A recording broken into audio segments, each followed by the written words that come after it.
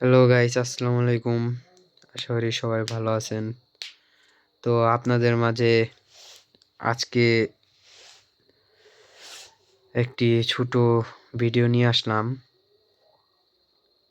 কার্যকারণ কাকে বলে?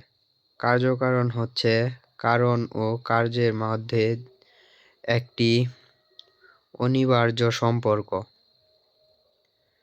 প্রতিটি ঘটনার কারণে সাথে কার্য এমন সুনির্দিষ্ট ও সুসংগতভাবে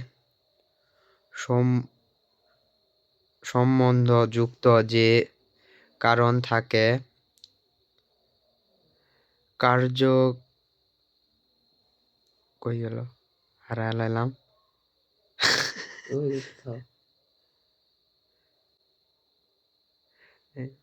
কার্যকারণ হবেই। কারণ ও কার্যের মধ্যে অপরিহার্য সম্পর্ক বিদ্যমান।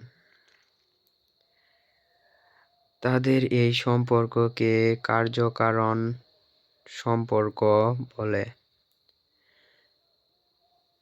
যেমন কোনো একটি লোকের মৃত্যু ঘটল এবং মৃত্যু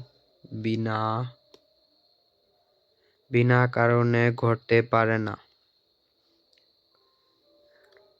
অবশ্যই তার একটি কারণ আছে। অনুসন্ধানে দেখা গেল লোকটি বিষ পান করেছে এবং বিষের ক্রিয়ায় তার মৃত্যু হয়েছে।